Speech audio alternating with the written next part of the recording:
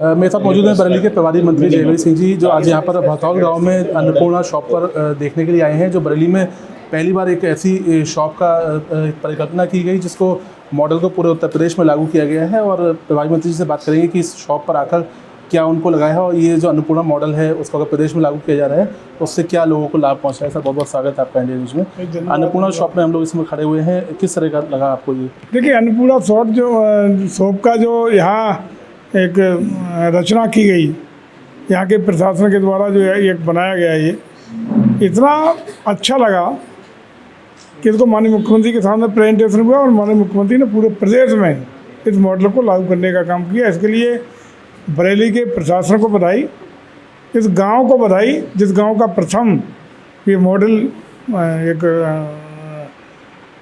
Role model की तरह पूरे प्रदेश में लागू हो रहा है। इसमें इन सबको बहुत बहुत बधाई। और मैं समझता हूँ इससे निश्चित रूप से आम उपभोक्ता को भी और राशन डीलर को, दोनों को ही काफ़ी लाभ मिलने वाले हैं। पार्टी की घटतौली की समस्या समाप्त होंगी, एक ही स्थान पर सारी सुविधाएं भी मिल रही हैं, जनरल स्टोर की भी बिक्रियाँ की जा रही है और साथ ही साथ जो अन्य सुविधाएँ जन सुविधा केंद्र के रूप में भी इसको विकसित करने का काम किया गया है। गाँव में प्रॉपर ट्रांसपोर्टेशन की व्यवस्था, सीधा ट्रक यहाँ तक आ सके, इसके लिए उचित स्थान दिया गया है।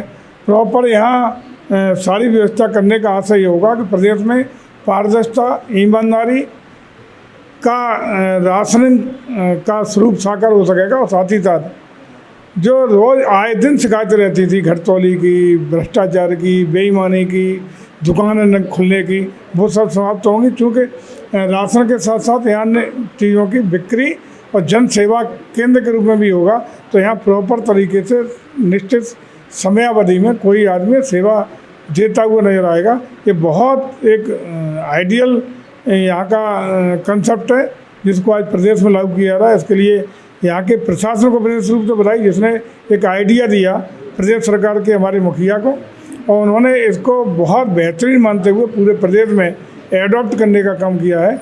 इसके लिए यहाँ के हमारे CDO साहब, जिनका विशेष रूप से इसमें योगदान रहा, उनको बहुत बहुत धन्यवाद, उनको बहुत बहुत आभार और उनकी बधाई इस बात के लिए कि निश्चित रूप से उनकी सोच, उनके आइडियाज़, इस तरह के कई चीज़ों में देखा है कि लेटेस्ट टेक्नोलॉजी को किस तरीके से जनहित में, लोक हित में और कार्य हित में आधुनिकतम तकनीक का इस्तेमाल करके लागू किया जा सकता है।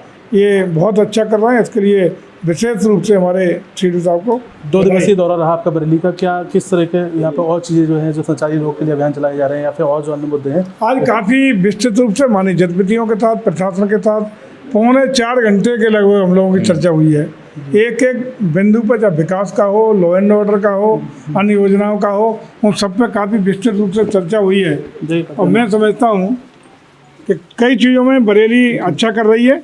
बरेली का जिला हर कई चीज़ों में बहुत आगे है प्रदेश में, और कई चीज़ों में जहाँ हम लोग पीछे हैं उनको और बेहतर करके कैसे आगे जा सकता है उस पर चर्चा हुई है। माननीय जनप्रतिनिधियों के तमाम सुझाव आए हैं, उन पर सब पर चिंतन मंथन हुआ है।